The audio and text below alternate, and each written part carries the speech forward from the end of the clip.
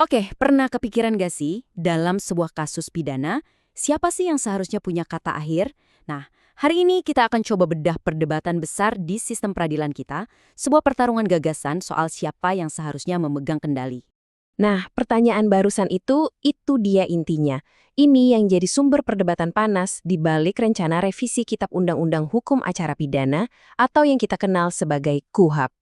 Oke, kita masuk bagian pertama ya, pergeseran keadilan. Coba kita lihat, gimana sih sistem yang sekarang kita pakai ini diusulkan buat dirombak total. Nah, ini dia nih perbandingannya, kelihatan banget bedanya. Sistem kita sekarang itu kan modelnya kemitraan.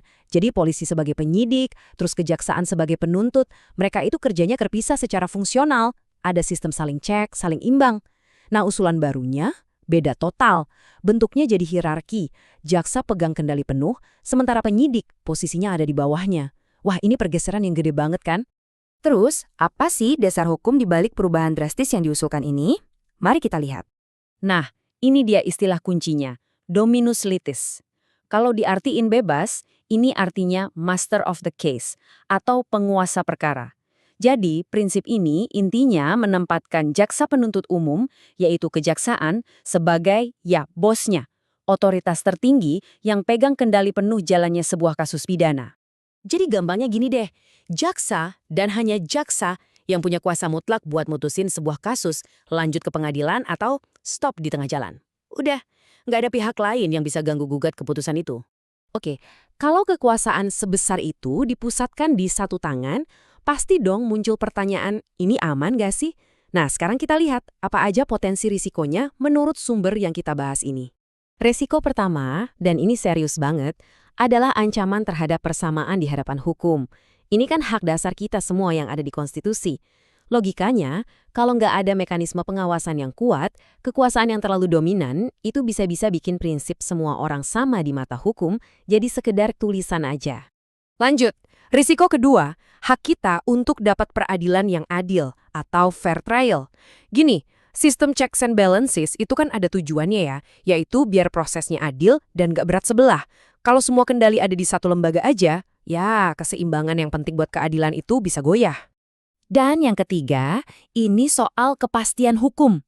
Coba bayangin deh, kalau keputusan untuk lanjut atau stop sebuah kasus itu jadi wewenang absolut satu pihak aja, tanpa ada yang ngawasin, proses hukumnya bisa jadi kayak jalan tanpa peta, nggak bisa ditebak, nggak transparan, kita jadi nggak pernah tahu ujungnya di mana.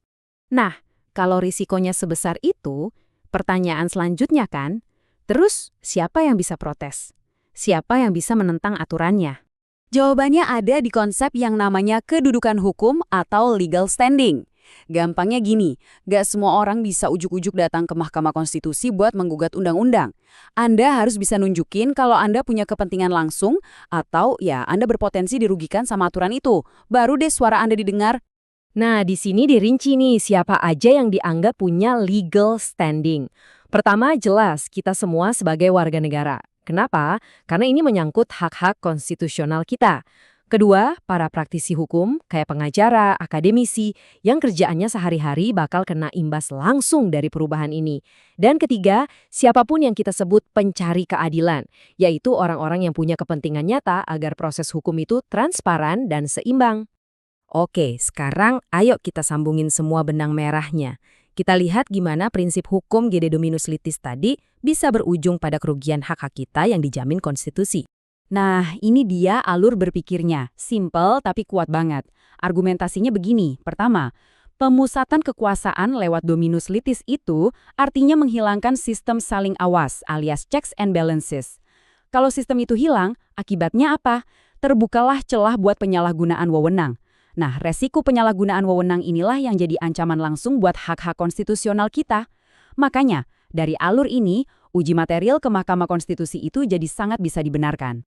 Dan akhirnya, semua pembahasan ini membawa kita ke sebuah pertanyaan besar. Sebuah dilema yang gak ada jawaban mudahnya. Di satu sisi, ada tuntutan sistem yang efisien, yang cepat. Tapi di sisi lain, ada harga yang tidak bisa ditawar, keadilan dan perlindungan hak asasi. Nah, gimana cara menyeimbangkan keduanya? Pertanyaan ini, jujur aja, bukan cuma buat para ahli hukum. Ini pertanyaan buat kita semua, karena jawabannya akan membentuk wajah sistem peradilan kita ke depannya. Terima kasih sudah menyimak.